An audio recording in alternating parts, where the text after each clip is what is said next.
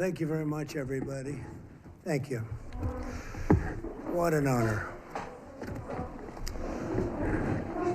Well, this is a very special occasion, and it is indeed my honor to welcome to the White House a great friend and a man of leadership, vision, courage, and strength, His Royal Highness Crown Prince Mohammed bin Salman of the Kingdom of Saudi Arabia. And we had a big day today, a very big day for both countries.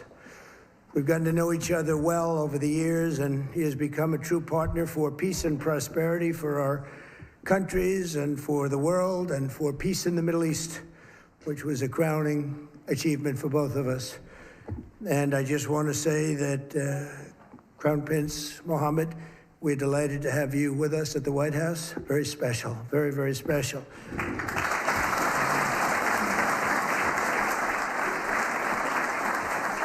I'd like to also express my gratitude to our wonderful First Lady for organizing this beautiful evening. She worked hard on it. Thank you very much, Melania. Thank you.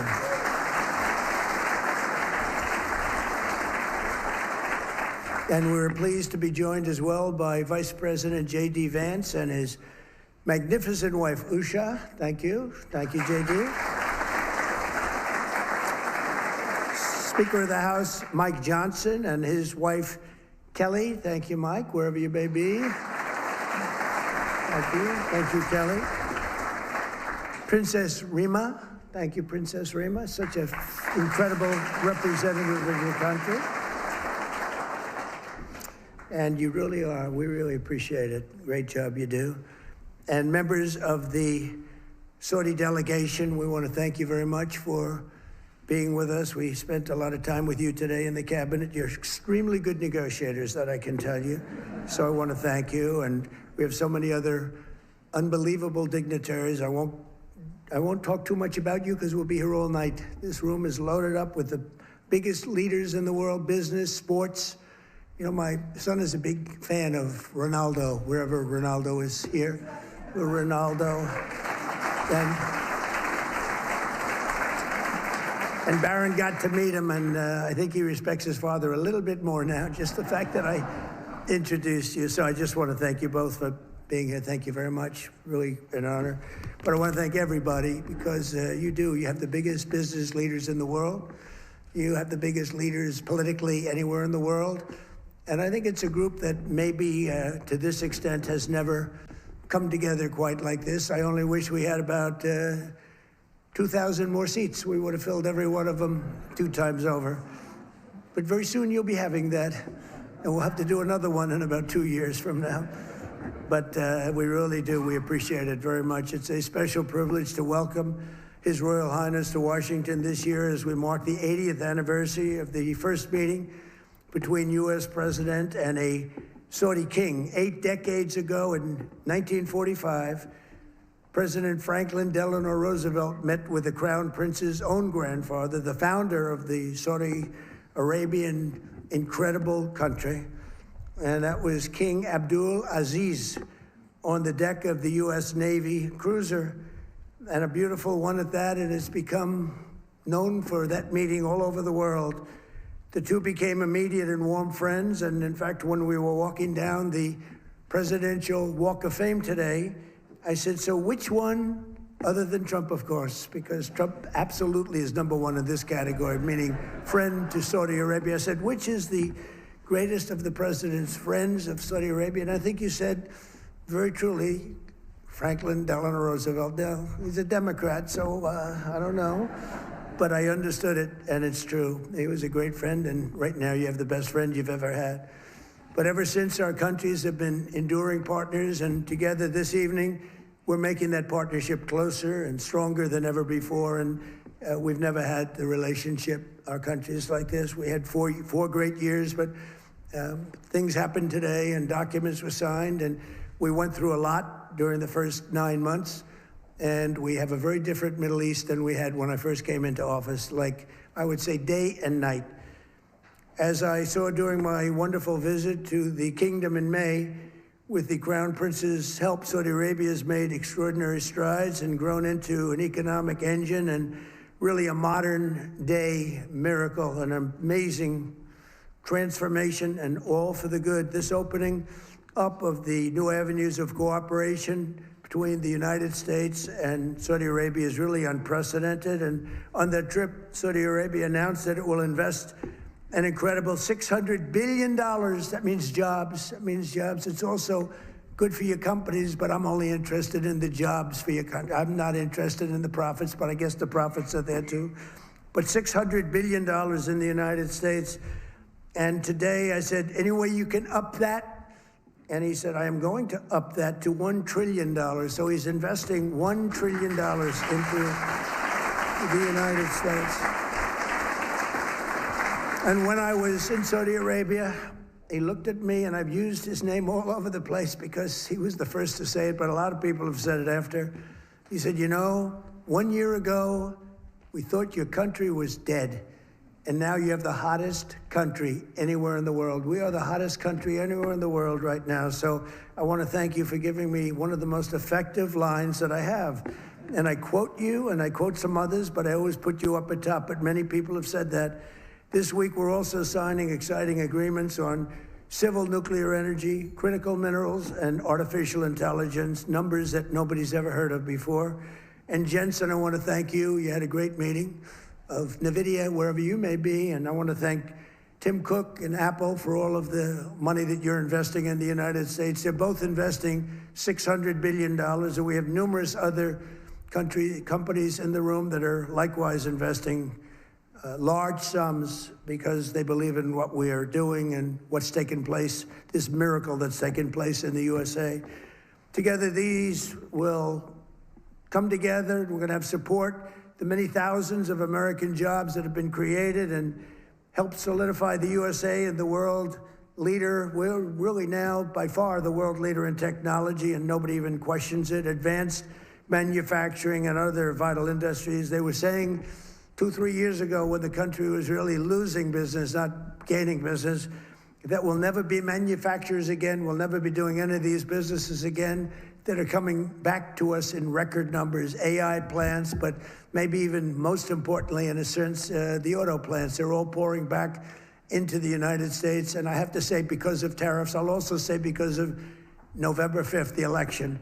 But because of the tariffs, they're coming back. We have the head of Ford, we have the head of General Motors in the room, and their stock has gone through the roof because what I did with tariffs last week on certain kinds of vehicles, I won't get into it. It's called mid-sized trucks and large trucks. So I wanted to get into it because their stock went through the roof, and they were very happy. They did not really a hell of a lot of work. I gave it to them at their request, and for that, they get a big fat salary. But more importantly, they create jobs all over the country. It's been amazing. And the business you've gotten in the midsize and the large trucks because of what we did with tariffs is incredible. It's incredible. So I congratulate both companies, and thank you both for being here very much. And as we announced in May, Saudi Arabia is also making an enormous commitment to building up its own defense capabilities with the largest arms purchase in history, nearly $142 billion worth of American military equipment and services. And as I've said many times, and we've demonstrated just a short while ago, but quite a bit, we make the best military equipment in the world by far. We make the best jets, the best missiles. We make the best military equipment in the world. There's nothing even close. But this will mark and make both of our nations safer and cement the kingdom's role as a key force for stability and security in the Middle East. And they are, I think right now, I can say with what we did with our beautiful B-2 bombers going in and obliterating a very serious nuclear threat, which would have taken place in about a month from that date. They were ready to go. They're not ready to go anymore. They'd like very much to make a deal with us, and they call us, and we'll end up probably doing that. That's Iran.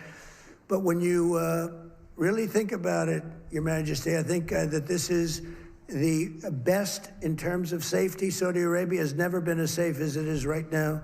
You always had a little cloud over your head, and sometimes that cloud was very big. That cloud is not there anymore, and we want to keep it that way. So that's why tonight I'm pleased to announce that we're taking our military cooperation to even greater heights by formally designating Saudi Arabia as a major non-NATO ally, which is something that is very important to them. And I'm just telling you now for the first time because I wanted to keep a little secret for tonight.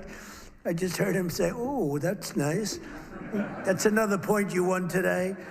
And signing a historic strategic defense agreement, which we just signed a little while ago. So congratulations. It's very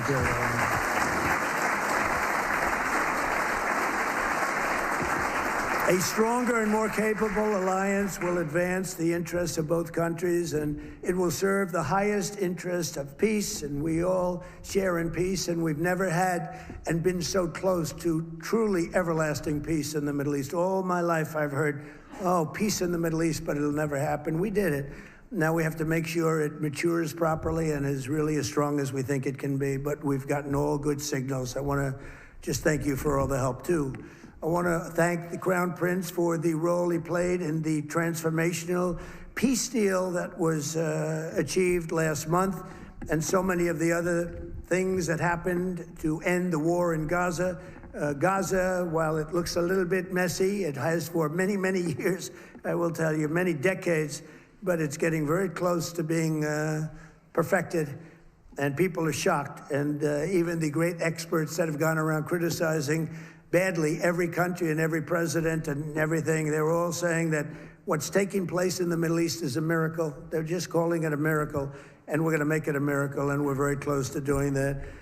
But as you know, all of the living hostages were returned to their families. We got all 20 out of 20. And likewise, this sounds terrible, but the parents of the dead people, young men, mostly young men, almost all young men, they wanted those bodies back as much as the parents of the living. The parents of the living would do anything to get their boy back, and they got him back. And the parents of the dead wanted them just as much. It almost seemed as though they wanted them more. And today, through the efforts of Steve Witkoff and Jared Kushner and Marco Rubio and everybody worked together. We worked so hard together. 2 more bodies were brought back, and we're up to almost the full count. I think we're too short right now, and a lot of work has been done by Hamas, and a lot of people said they wouldn't be doing that, but they did do it. And the bodies have been delivered to the families, to the mothers, to the fathers, and at least they can be in peace. It's amazing. It was a miserable period of time. We have 2 more to go, and I think we'll be getting them also. Not easy. That was not easy. Not an easy situation. I've met with many of those parents, and what a time they've had. But we also want to thank all of the people living in Gaza, the residents of Gaza, and they've, as you know, begun to move back to their homes, and a lot more safety. They said today a lot more safety than they've ever had before. It was a rough neighborhood, to put it mildly, and a lot of progress has been made with respect to Gaza and just about everything else we touch. Just yesterday, the United Nations Security Council formally adopted my peace plan and officially endorsed the Board of Peace. This is a board like no other. It will have the heads of major countries, I think all of the major countries. I hope Your Highness will be on the board. You'll accept, I hope. But the Board of Peace will be something that's never even been thought of before. And it's covering Gaza, but it'll end up covering large portions of the world. And I was honored to be chosen the chair of that Board of Peace. And I think you'll see something that nobody's ever seen before in terms of the status of the board. There will never be a board like the board that we're going to be announcing. Everybody wants to be on the board, and it'll end up being quite a large board because it'll be the heads of every major country, and the United Nations passed it. I guess unanimously, you can say. China, which was against it, took a pass, didn't vote against it, and Russia, which was against it, didn't vote against it. So we appreciate it because one negative vote and it doesn't happen. So people were shocked to see that it was approved, and that was a great honor. It's a great honor for me, I will tell you. I think it's something like nobody's ever even imagined. So it's called the Board of Peace, and watch for it because it's going to do some fantastic things. And I know we're both deeply committed to an enduring ceasefire. It grows into the beautiful, lasting peace, and we've got things going at numbers and far ahead of schedule that nobody thought was possible. So, Your Royal Highness, just as my predecessors and so many of the people that you know and love from a long time ago, they bonded with the U.S. and Saudi relationship, which was forged 80 years ago. You and I are strengthening and renewing the alliance, I believe, to levels that were far greater than what they had even 80 years ago, frankly. And we pray that we will be celebrated by our own descendants some days for this incredible relationship that's been built between the United States of America and Saudi Arabia.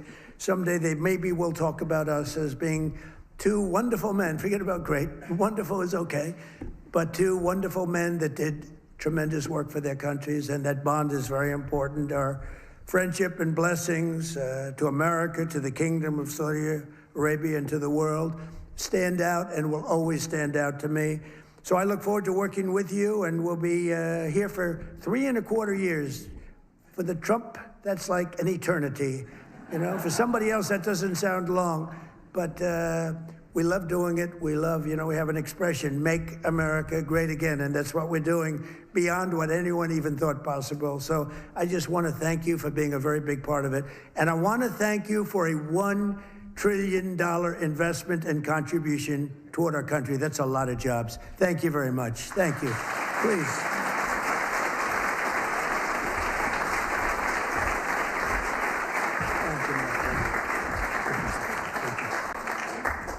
Well, it's too hard to speak after Mr. President. No one speaks better than him. But first of all, I will start with thanking Mr. President for the warm and great welcome that we have today. We feel home. And this relation started around close to 9 decades ago with Roosevelt and King Abdulaziz, who've established the modern Saudi Arabia. Also, I've known that America is almost celebrating 250 years of establishment. And also in 2 years, we will celebrate in Saudi Arabia 300 years of establishing Saudi Arabia. We've been, since the last 9 decades, working together in many areas. During the World War II, we was a major supplier for oil during the Cold War, countering extremism, terrorism, but during that time, we've been also working on a lot of economical opportunities. But today, it's a special day. We think the horizon of the economical cooperation between Saudi Arabia and the rest of America, it's bigger and wider in many areas. We've been signing a lot of agreements that are going to open the door to develop the relation deeper in many areas, and we're going to work on it. We believe the opportunities is huge. So we're going to focus on implementation and keep increasing the opportunities between our both countries. So thank you again, Mr. President. Thank you very much. And also, before I come here, someone told me that there is some of the bidding sites that they are bidding on me wearing black suits. And if you bid on me wearing black suits, I'm coming here with the black suits, they're going to get almost 17x. So I want to tell them, sorry, you lose the bid. Maybe next time. So thank you, Mr. President. Thank you.